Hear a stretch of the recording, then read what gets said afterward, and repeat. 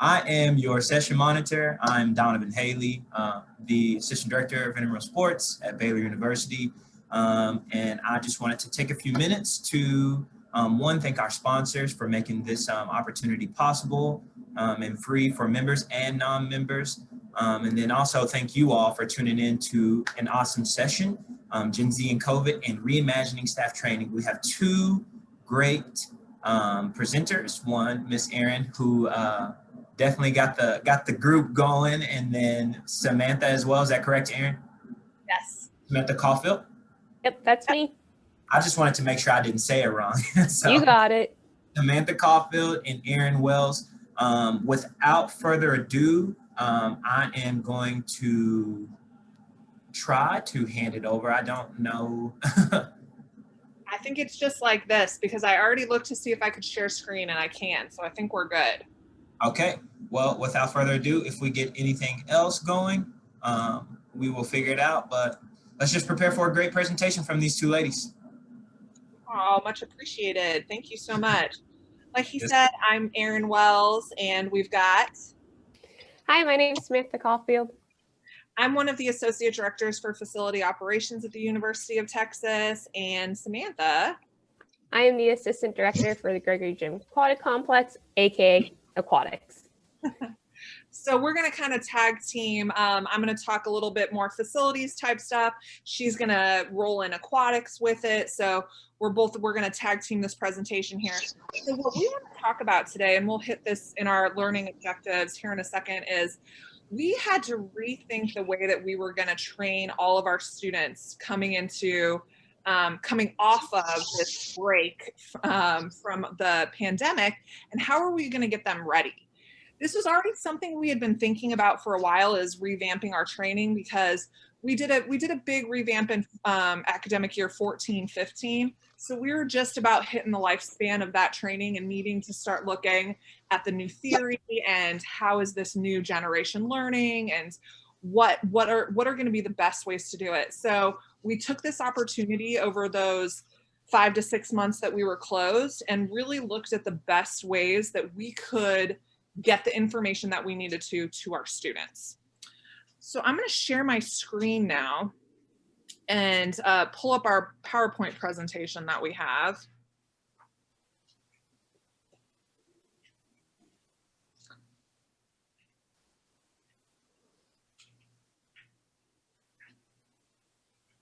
All right, so here we go. So let's talk. What do we want participants to be able to, what do we want y'all to get out of this by the end? We want you to be able to identify which delivery method is going to be best for the type of training that you're going to be doing. So there's all different types of trainings. We're going to talk hard skills, we're going to talk soft skills, and we're going to talk what is the best way to deliver that. And then we're going to articulate two ways of staying, at least 2 ways of staying connected with your students during this time of social distancing, because I know that we're all kind of struggling with that. I've heard that in a couple different sessions I've been in. And then last is, I want you to be able to articulate one mode of training that best suits Generation Z, the Generation Z population. Does that sound like a good game plan for today? Excellent. All right, so this is where I hand it off. Do I do this one, Sam? You do. Yes, okay. I kind of already talked about this. That's why I was a little combobulated for a second. So for us, change was long overdue. We needed to rethink how we were putting information in front of the students. What we previously were doing, I'll tell you a little bit about that, was for our new students, we were doing a 3-hour new employee orientation. Yeah, I saw some of those looks like, whoa. And it was us kind of talking at them the whole time. There was one point in time where we did some role play, but for the most part, it was us talking at them. And it was just, after like 25 minutes, it was eyes glazed over. Like they were just not getting anything out of it. So we really needed to think about how we were doing this. We wanted to take into consideration how this new generation was learning, because while I may learn one way, Samantha learns a very different way than I do. I'm right at the cusp of Gen X, and Samantha's a millennial. So there's all these different thoughts and ideas and processes pulling into it. And then the big factor was taking COVID into consideration. So how are we going to do all of this safely? We wanted to make sure that safety was right up there as one of our number one priorities when we were thinking about these delivery methods and how we were going to do it. All right, now it's my turn. All right, so we looked into how Gen Z learns versus past generations, so that way we can incorporate that into our new training. So the first thing we noticed was they see trees versus the forest. So they think more of themselves and their own experiences than looking at the organization as a whole, and basically feeling loyal to that organization. So if they feel that they aren't getting the experiences they want, they're going to leave because they don't feel loyal to an organization as a whole. They also are very career focused, and even though past generations are very career focused, they are focused on learning soft skills to make sure that they can apply it to future jobs. But the issue with this is that they don't learn very well in the gray. They are very black and white. So if you don't spell something out for them, they aren't going to really be able to handle something they weren't exactly trained for. So with those two kind of go together into our NACE competencies, our National Association of College and Employers, where you kind of have to spell it out for them, be like, these soft skills that you are currently learning as a lifeguard or a student activity supervisor, you can use going forward into another job, say engineering or biology. Death by PowerPoint. So they absolutely hate being lectured at, and they hate when people read directly off of PowerPoint slides. I know right now it's kind of hard not to do that because you want to put something on the screen for them visually. But later on, we'll kind of go into how we avoided just lecturing at them over Zoom by using PowerPoints. And then also, while reading, it showed a lot of how they enjoy learning online. But going a little bit further, we found out that they do prefer to learn online when they want to, but they also want to be in person so they can have those human interactions and also build connections when they can. So how much of this is ringing true with people? Is this what you're seeing? I'm seeing a couple heads nod yes, yeah. Anybody want to piggyback off on any of this that they've seen, or comments on stuff that they've seen in their staff trainings or within their student bodies? Please feel free to unmute yourself. This is more of a conversation than just a presentation, so we want to make sure everybody's getting something out of it. So if you have something to share, please throw it in the chat, unmute yourself at any point in time. I don't know if I'm supposed to be a session monitor or not, but I know, the training, one thing that she said that really stuck was they hate being, lectured, especially with going online to Zoom classes, a lot of them, and already being in front of their computer screen as much, we found more successful, reaction and them attentiveness and attendance when we, kind of break things up in small group, make them feel more cared for, and not just, hey, this is our new group staff training. We're going to get in, we're going to read what we're supposed to do, and then that's it. And so, that lecturing point that you brought, that really stuck home with me. Hey, Jared, you wrote in the comments, apathy is the biggest problem that you're seeing. You want to touch on that for a sec?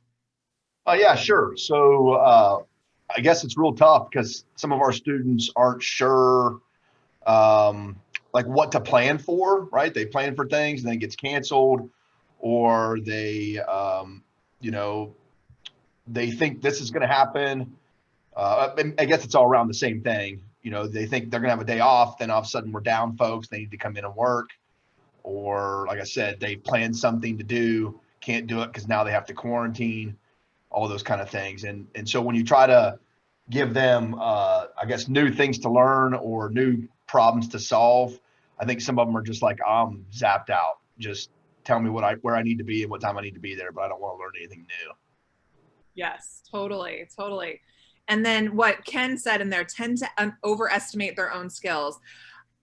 I can't tell you how many times I've heard this semester, I am just overwhelmed. I didn't think this was going to be as hard as I thought it was. I like just totally overthink the way that their time management, their ability to multitask. I totally agree with that one as well, Ken. Thanks y'all for speaking up there. All right, so the way we went about delivering our new trainings to our staff this semester was we first started off by brainstorming what we needed to either teach or reteach to them. So we looked at specifically trainings that they would have missed during the time that they were on break for COVID. We also looked at new students coming in, what they might not have been taught if they haven't had a job yet, or at other positions that they might have had. And then we also looked at anything that you might have forgotten over 6 months. So if you're not doing something for a while, you kind of forget, especially with a student position. It's not like riding a bike when you return sometimes. So just re-going over that. Examples that we went over were CPR, first aid, and AED usage, just because students, one, they didn't get to go over it this 2 months that we had right before they went on vacation, but also it is kind of dangerous to have them come back to work without re-going over it if they've been gone for 6 months. We also looked at what was super important to teach them for their safety when coming back during these times. So an example of this was we made sure that in our virtual trainings, we went over things such as social distancing, hand washing, how to put on gloves properly and take them off. And then when we had in-person trainings, we made sure that they practice those in real life, so that way they're able to apply what they learned virtually. And then we pulled from different trainings. So one of the trainings that we found super important to share with our students and have them go through was the free American Red Cross Psychological First Aid, Supporting Yourself and Others Through COVID-19. This was a 2-year certification that American Red Cross had put out, and it was 100% free. And they learned a lot of how they can help themselves as well as others during these times, and kind of what to look out for in someone that is struggling. All right, so different types of training. So now I'm going to hit on, all right, what did we actually do with the different groups? So I will hit on that. Okay, I can speak to what restrictions did we have about our in-person trainings. We couldn't go over 10, and that included whoever was actually leading the training. So we tried to keep it to 8 just in case we were going to have 2 people leading, and we had some buffer room to like move people around. And there are times, I mean, our new employee orientations that we used to do would have 50 to 60 people in them at a time. So we were really cutting these back and making them smaller and a little bit more intimate. So we wanted to make it worth it. So that's part of that. Great question, Brittany. So let's start off with our returning employees. So these were the ones that were going to open up for us and get everything rocking and rolling in August. So we started with them in July. So we started with a virtual training, and I don't know how many people know this, but I am actually 7 months pregnant right now. So I have stayed home for all of this. I'm also very high risk COVID. So I've stayed home for all of this. So I did all of these virtual trainings that we're about to talk about. I think I did them each like 20 to 30 times and can recite them by heart at this point.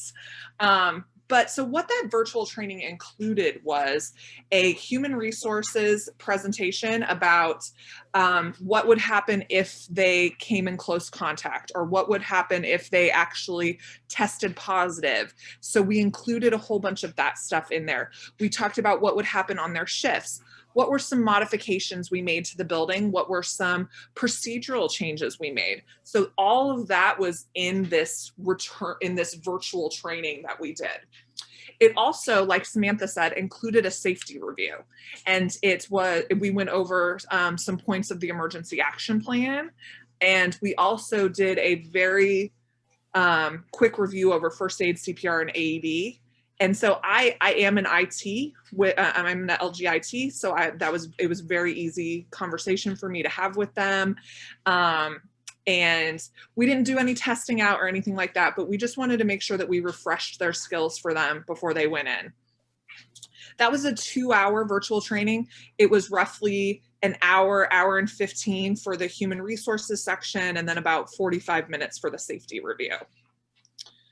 And then we did the in-person training with them, and that included changes to the procedures and the operations due to COVID. So we went from actually physically taking an ID from somebody, swiping it, looking at the picture on it, and handing it back to them, to having a whole self-swipe system. We went to a completely different system for our reservations in the weight room.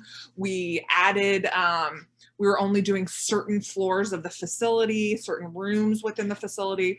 So we wanted to make sure that they knew all of this before we reopened. So again, we arranged these trainings so they had about 8 people in them at a time. And I think we reopened with about right around 50, 60 employees. So we did quite a few trainings in there to get them all up to speed.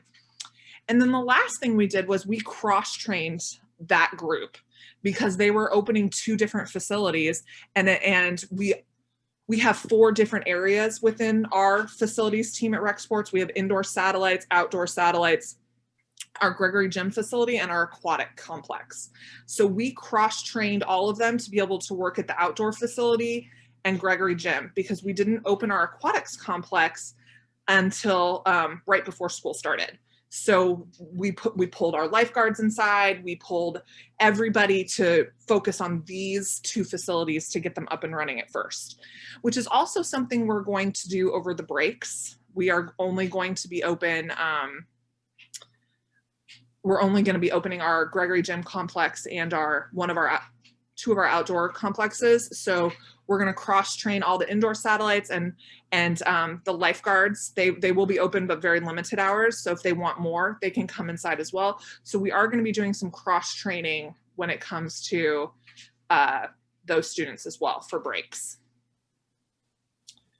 So then we had our new employees. So what are we going to do with our new employees?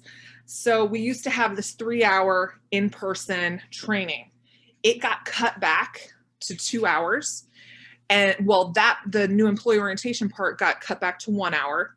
And the human resources section that I did for the returners, we changed that into, we also made it for new employees. So they could see what we were doing to keep them safe, keep participants safe. And if something were to happen to them and they were to have to go into isolation or quarantine, they knew how to handle it. So that training was about 2 hours. And we did cut out a lot of the soft skills out of that. So there was no way to role play in a Zoom call. So we've put some of that type of soft skills stuff into our staff meetings. So we're discussing and having those conversations in a smaller setting. And then we also do a hands-on facility training. And again, we put like 10 to 15 people in these. We couldn't do that for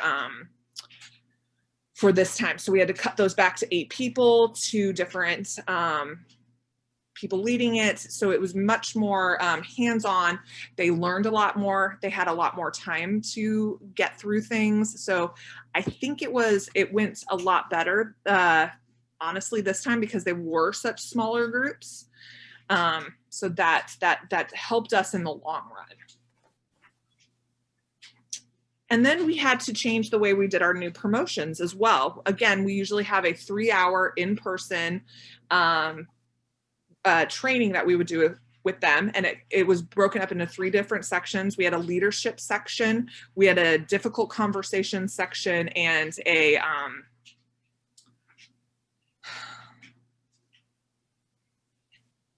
and problem solving. So those were the 3 different sections we used to do.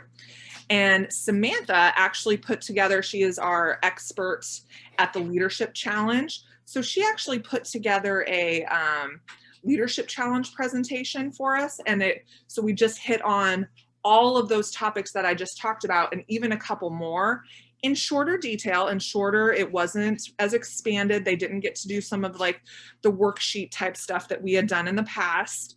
But she put together an amazing Leadership Challenge presentation for us. And that roughly runs about an hour, hour and 15 minutes. And then we put them into their in-person trainings, same time, same type of training, like what the new employees go through, but on that different level. Okay, now you're a coordinator, now you're a building coordinator, head guard. Let's look at how do we look at the facilities from this lens now? And then they also have to go through a lift training. So again, something that we would usually do at a staff meeting with all 30 of them, we had to break it down into different groups and make sure that we didn't have more than 8 in a group. And that was probably one of the more, not complicated, but a little bit hard. It made my life a little bit harder trying to get them into all those different groups. So. And then lastly, we did all of our certification training. So at the beginning of the year, we hired close to 140 new employees just in facility operations alone.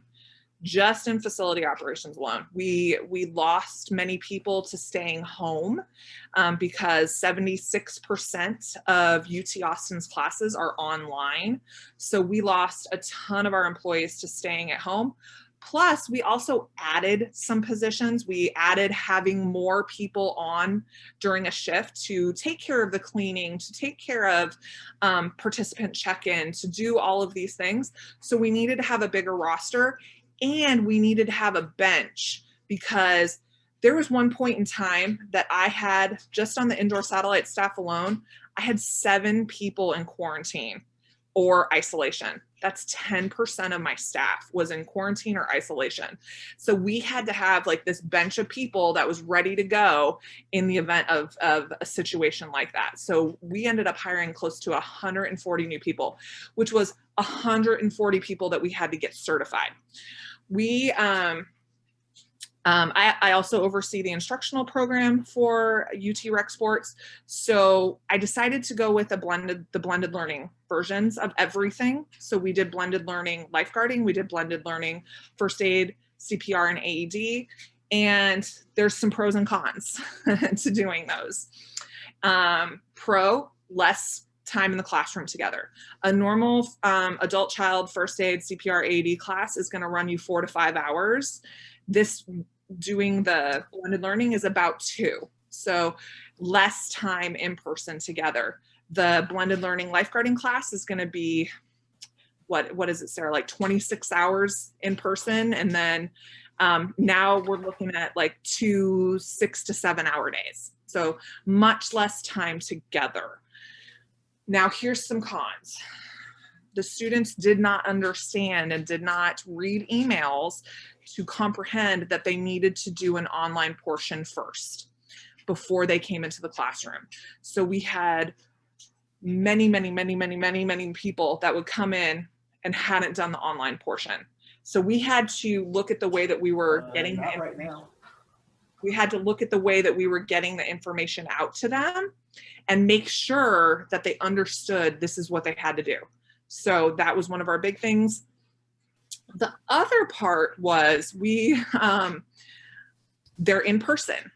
So no matter, you can't get around that. It's in person, and especially with your lifeguards, they're gonna not be able to do stuff with their masks on. They're gonna have to do rescues on each other. They're gonna be breaking social distancing. They're gonna have to come within 6 feet of each other with their masks on.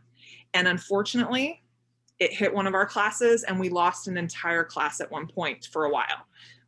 All 6 of them one of them had to go into isolation. The other 5 had to go into quarantine. So we lost an entire class at one point. So that's some of our pros and cons of having to do it that way. But I wouldn't do it any other way right now. I think that this is the safest bet for us, and we're about to launch our hiring for the spring and getting everybody through all the trainings again and through all this. And we're going to do it the same way that we did, but learning from our mistakes the first go around. So does anybody have any thoughts, comments, questions about some of this training that we did? Feel free, again, throw it in the chat, unmute yourself. Again, more of a conversation, just getting the conversation going. Erin, with the trainings that you held online, did you record any of those to send out to your new hires? Or did you think about doing recordings of your in-person training? Great question. We did not record it because we wanted them to actually be in the room, and I made them turn their cameras on, and I watched to make sure as much as I could that they were paying attention. So we did not record any of them, but Samantha's going to talk about in her lifeguarding one, she did record some of her in-person stuff, especially for her new cards. She walked around and showed a complex, and she did some pretty cool stuff for her trainings. So she did do some of that. So David's asking, were our virtual trainings in meeting format? They were. We did Zoom. We used the UTexas Zoom platform, but we also do utilize Canvas. That's the software system that UT Austin uses. And we're going to talk about that in a little bit, about some of the stuff that we do throw onto Canvas and how we have really leaned on that a little bit more in this time frame. And I also know, and we'll talk about this, we've also, one of our newer professional staffs has really taught us how to use the wikis page. If anybody's ever used wikis, great resource as well. Good. Any other questions, comments? I have another question, Erin. It's Brittany again. We just started using Canvas for our staff training as well, but we've looked at doing some Connect 2 specifically with our operations student staff. So do you have Connect 2? No, but I can, so I know that Ohio State uses Connect 2 a lot. And Sarah and I presented a lot with Chad Lowe this summer. And I know that he sat in on a whole bunch of Connect 2 calls, and he's probably like, oh my gosh, I can't believe she's giving out my information. But I would get a hold of Chad Lowe at Ohio State, because I know they do a ton with Connect 2. Awesome, thank you. Yeah. Good. Anybody else? All right. So let's talk a little bit about our staff meetings. So right now we are all doing virtual staff meetings except for aquatics, and she'll go into that a little bit because you still have to have that in person and making sure our skills are up to date, but we're all doing virtual. So I can tell you a little bit about how I'm doing it. I did one big meeting at the beginning of the semester, and then I did a smaller side meeting for anybody that couldn't attend that. The big, huge one with like 50+ people in it, nobody talked, nobody was engaged. It was just like crickets. And I was like, oh God, I don't know how I'm going to do this for the rest of the semester. Then I did the makeup one, and there was like 15 people in there. Everybody was talking and asking questions, and it was completely different atmosphere. And I was like, okay, I'm going to have to break these down, and I'm going to have to, when I usually do one, I'm going to do 3 different presentations of the meeting. So we broke it down, and we do a Tuesday afternoon at 4, a Tuesday evening at 7, and a Wednesday morning at 7 a.m. So just to make it so it's a little bit more personal for them.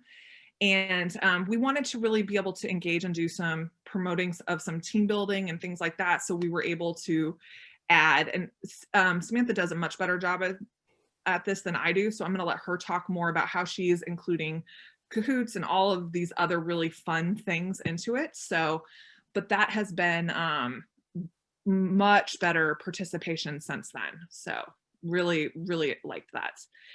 But it's like I've said, it's ever changing, and we're always reevaluating what is the best way that we can do this. We are looking at spring right now, and one thing that my staff has talked a lot about is they don't feel they're getting as much of the hands-on learning right now. So we are working to split them up into smaller groups that our program assistants lead, and they're going to do some more hands-on learning come the spring, where 1 month we're going to focus on how to set up audio carts. 1 month we're going to focus on volleyball nets and badminton nets, and we're going to do the security system at another one. Just as like Samantha said earlier, if you aren't continually doing something all the time, you have skill decay, and we don't want that to happen.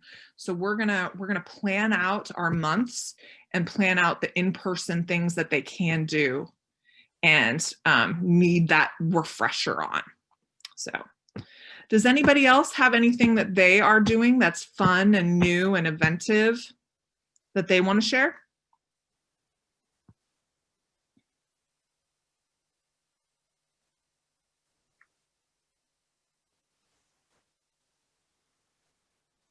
Share. I would say like it's not really for meetings, but it's for those daily updates. We use Marco Polo a lot. Our staff love Marco Polo. We have the different groups. Now sometimes they get on it late at night and I just mute it because but it'll be random. Like if I'm giving them an update, my dog's around, then all of a sudden we got 2 hours of Marco Polo of everyone showing their dog. So we've kind of started using that for updates of things they need to know like right away instead of group meets, because they like to see our faces, and then that way they can kind of talk to each other and give each other a hard time, and it just kind of gives some of that interactions that they haven't gotten a lot this semester. So that seemed to help a lot. That's fabulous. That's awesome. I hadn't even heard of that one. That's what this 40-year-old, she doesn't know a lot of this. So I love hearing this stuff. Good. Anybody else want to share?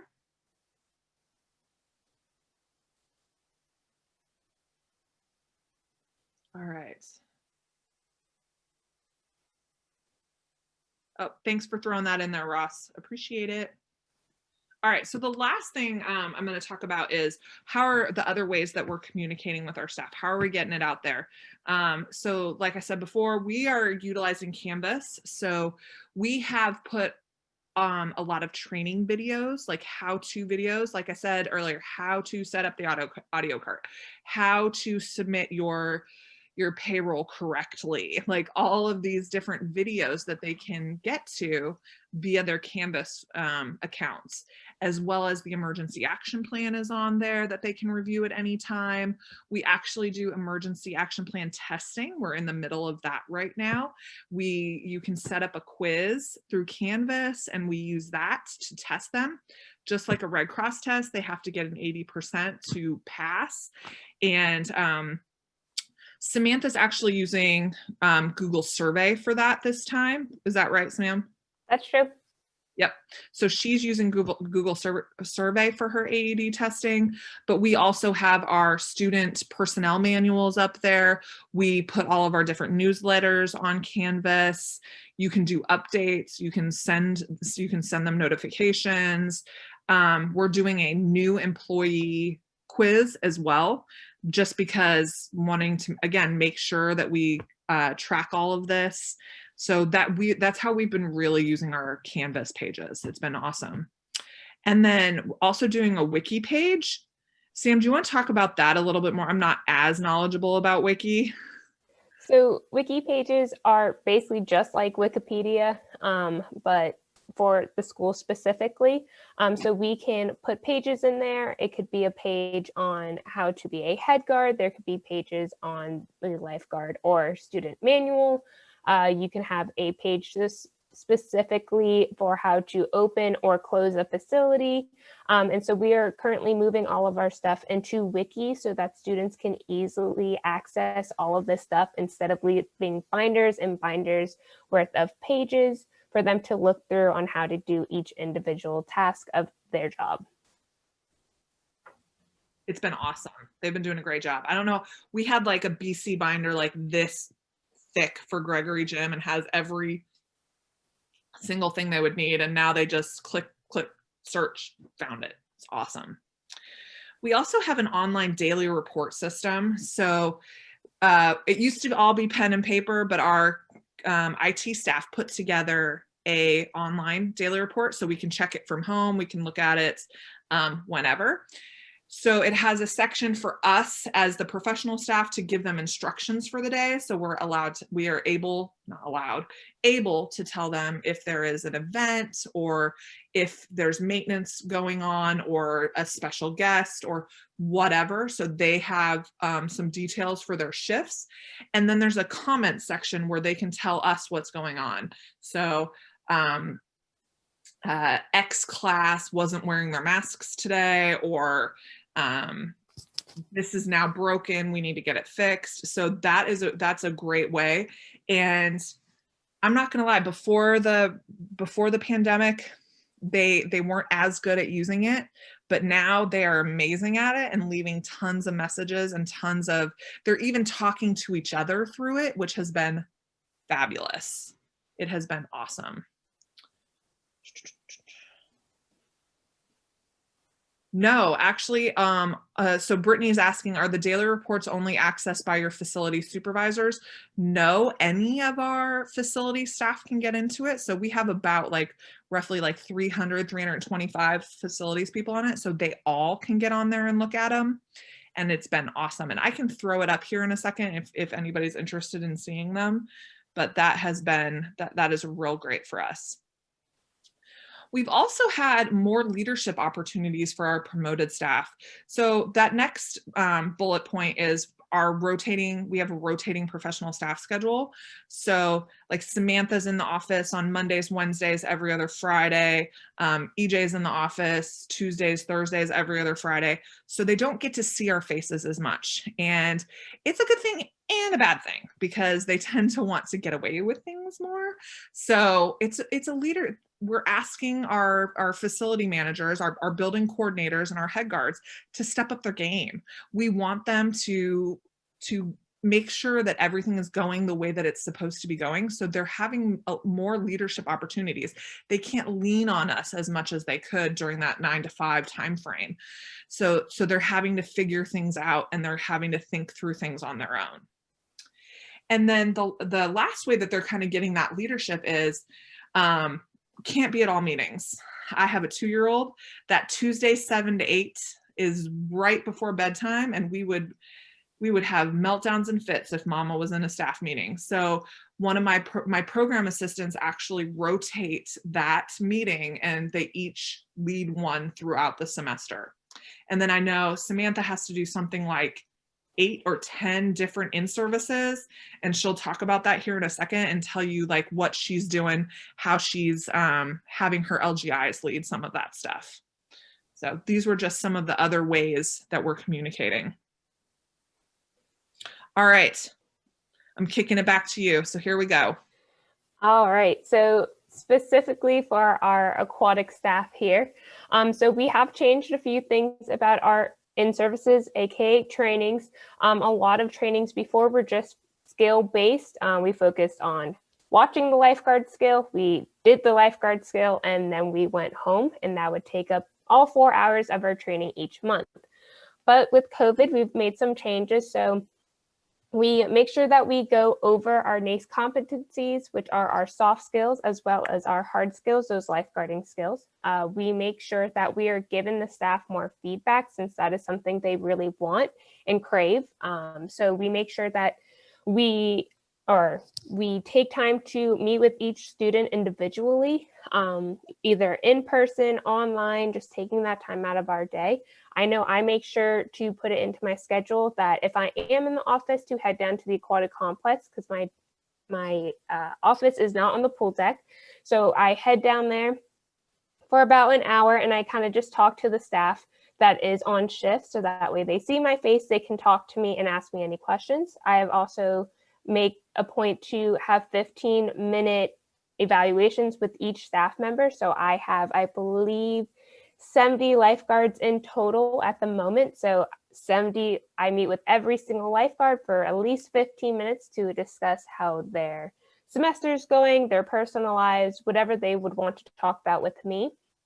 And then my staff has gone into a habit of writing positive write-ups or just things that students are doing really well. It could be funny, it can be like a serious positive write-up, or just how someone had a great day or looked really nice. This has led to, yes, a lot more paperwork on my desk, but they also have been giving each other more compliments and feedback through this, because it kind of reminds them to tell the person that they're doing a good job. So like I said before, death by PowerPoint, they do not like lecturing off PowerPoints, but I felt that it was necessary for me to have visual cues because I learned through visual learning. So we have PowerPoints, but at the beginning of the semester, I gave my students the chance to meet up with each other virtually, of course, and make PowerPoints for me to use. So that way they can incorporate Kahoot games, or I believe they do Among Us. They do games very similar to the ones Ken went over yesterday. And so they've made up all these games and all these PowerPoints, so it keeps their attention during our 2-hour virtual trainings. And then they have made breaks where I can add in things that I need to share with them, as well as add in breakout rooms. And we do a Battle of the Champions where they break off into teams and add positive and negative points. So that is overall what we've done with our training. In the state of Texas, we are required to have 4 hours of training each month for our lifeguards. So the way I've done this is I've broken it down into a 2-hour virtual training and then a 2-hour in-person training. So in our virtual trainings, like I said, I use those PowerPoints that they made, which include Among Us, Kahoot games, Jeopardy, Battle of the Champions. We also have a mentor-mentee program and then breakout groups.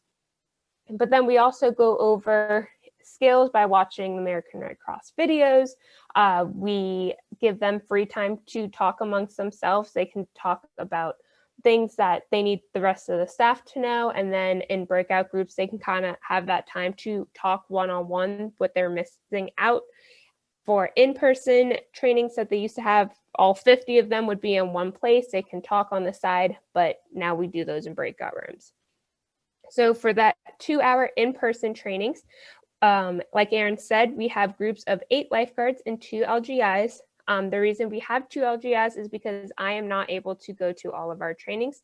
One, because there are 10 in-services or trainings each month, and that would drive me absolutely insane if I had to go to all 10, plus our 2 online virtual trainings. So that is giving them more responsibility, but also we don't want to risk me possibly spreading something to our staff. So if I go to one in-service, someone has it, I get it, I would bring it to the other group, and that would knock out most of my staff. So from there, the LGIs and head guards do have a lot more responsibility since I'm not there to monitor all the lifeguards. We also have them, on top of leading in service, they also lead in person, like group bonding activities. So they're getting that responsibility. The way we do this in person in services is we have life-size mannequins that they use instead of using each other to rescue. We can fill it with water, it sinks to the bottom of the pool. We use bricks, we use balls for surveillance. We use silhouettes for them to notice things at the bottom of the pool. So we've been using a lot of objects instead of each other. And then on top of that, we make sure that as many people in our trainings wear masks as possible. I know that you can't really wear a mask in the water because you don't want your staff to waterlog themselves. But what we've come up with is the person actively in the water saving, the mannequin may not have a mask on, but everyone else included in the save, plus outside of that, has to have a mask on, just so everyone could be protected. Let's see, is there anything else? Oh, the videos that we have put into our training. So I had a lot of my staff at the beginning of the semester and throughout the semester use their skills that they are currently learning in their majors, just based off the, sorry, I am blanking, based off the project that I have.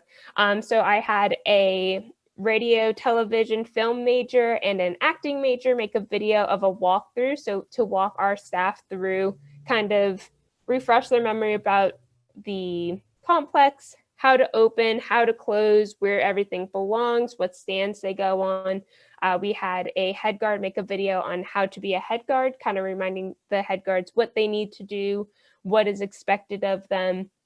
And then we've also had a video made for new guards, kind of just showing them the fire exits, what to do in a tornado, stand rotations, things like that.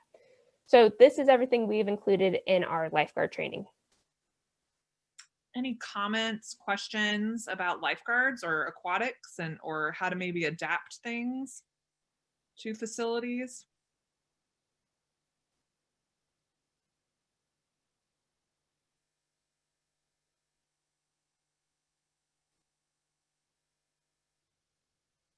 All right. So let's have that conversation now. We got about 15, 13 minutes. Any questions anybody has? Anything anybody wants to talk about what they're doing that maybe we didn't hit on? Just anything they want to talk about.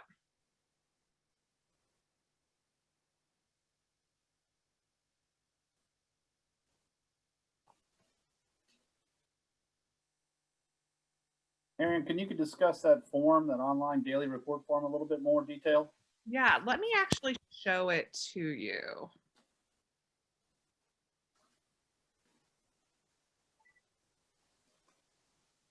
Okay.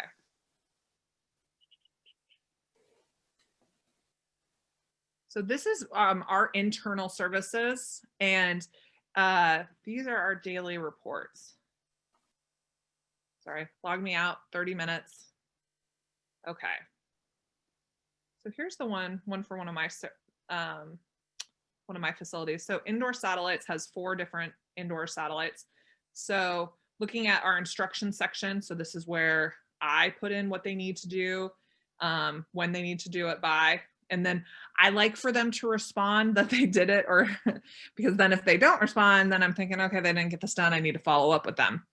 And then they talk to me here about what's going on in the facility. So you can see we have our backpack sprayers, and we're having some problems keeping one of the nozzles on, and that's usually just due to some buildup in there. But you can see what's going on in the facility at any point in time. And then they put down here who was on duty and when. But this can be accessed by any of our staff members. So then if and then I can look back on previous days. They can look back on previous days, which is what I really love. We can also attach things. So I can attach a picture to it. So I can say, hey, this is looking a little raggedy. Let's go ahead, pull that picture. And we'll get it replaced for you. So they can look back and see what's been going on. So, okay, has this ceiling tile in the gym been broken? Does Erin already know about it? Do I need to put this on here again? So they can look back at, and I usually like to ask them to look back at least from their last shift so they can see what was going on in the facility since the last time they were there. Any questions about that one? And again, this was built internally for us by our IT staff.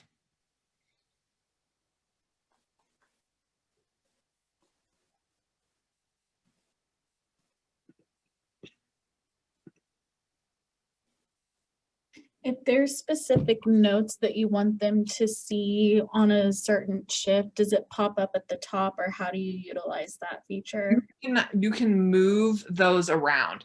So what I like to, you can move around the different instructions that you had. So I can mess with the order in which they see them. So I like to put them in order of how the day goes for them.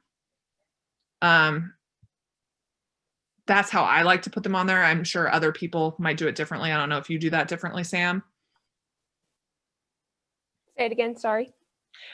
Just about how you put instructions on the daily reports. I said I like to put them in order of how they happen in the day. Yes. So yeah, and as Ross said, only we can really do that. The students can't mess around with how things are seen or anything like that in the chat.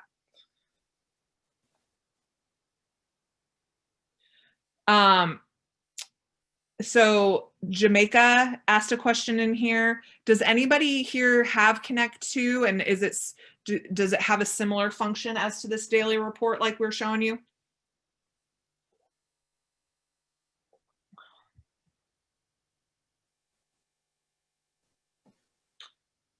So Jeremy, you have it at Texas Southern. So does it have that function? You want to, if you have a chance, can you unmute yourself and kind of speak to it for a second?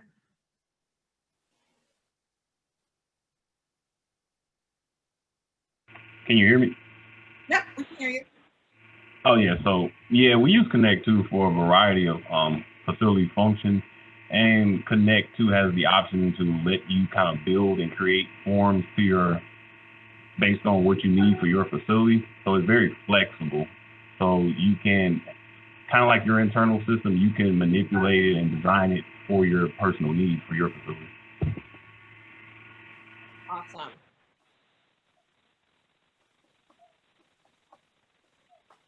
Good. Any other questions, comments, concerns?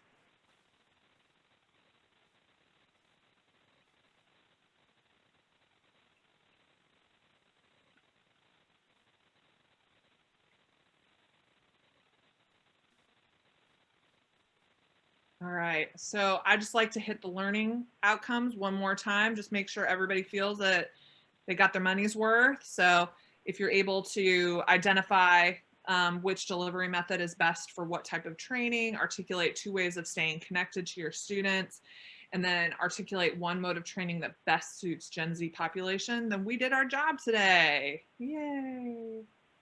So again, we'd like to thank our sponsors. Give me a sec to read through those. Make sure you're following Region 4, even though we're the last day, almost the last session. And thank you. Thanks for coming. We appreciate it. Yeah. We can stay on here for a couple more minutes just in case there's any last minute questions. You guys look in the chat. I have posted the session evaluation link so that we can let Erin and Samantha know how great of a job they did today. But I don't by any means want to take over the floor in case there are any questions, but that link is in the chat.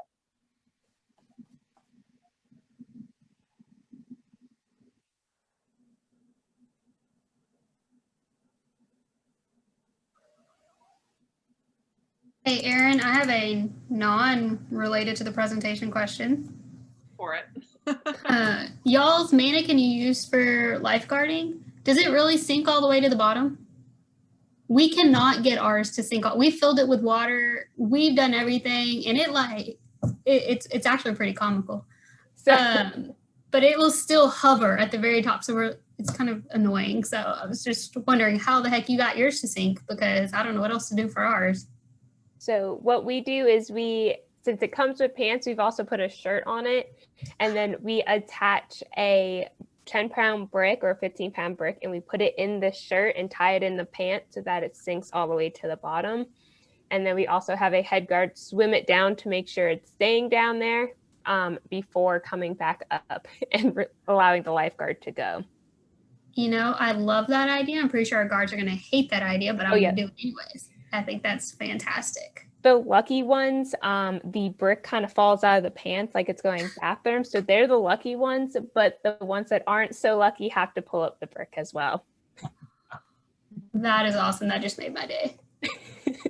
However, Sarah, I will tell you that when my staff was teaching a class, the little plug that keeps the, what are they, Sam, like little beads in Like the it? pellets? Yeah, I think it's like pellets.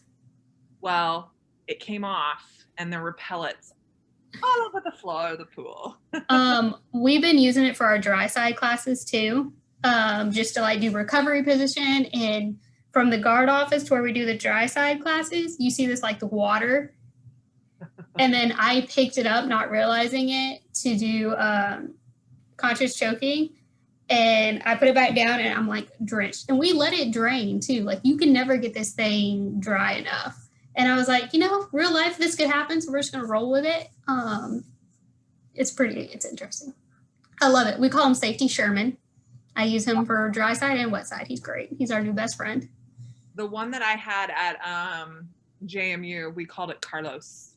This was right around like when the Hangover came out. So we called it Carlos. Yeah, we get pretty comical with them. Like first aid, we use them. I do sample with them and answer for them, of course, you know, and they all look at me like I'm crazy, but you got to entertain it somehow. I mean, I am crazy, but.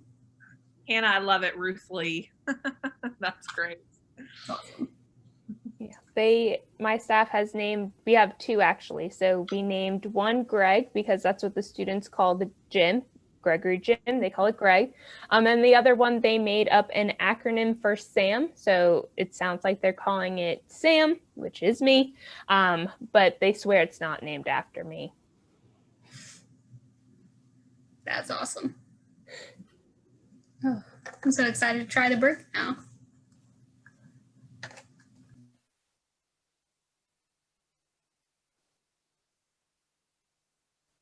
Anybody else doing anything fun out there? I'm not as fun as I used to be. Man, I'm 40 now. I have one on the way. I'm just not as, yes. #40. I'll tell you, man. Ooh, Ross, your daily look. Yeah, Sam got engaged.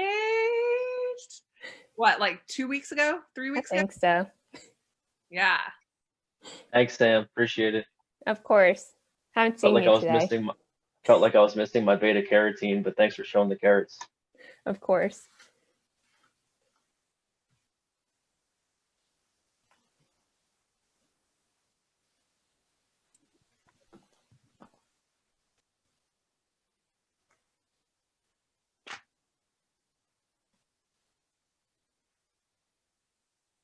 Awesome.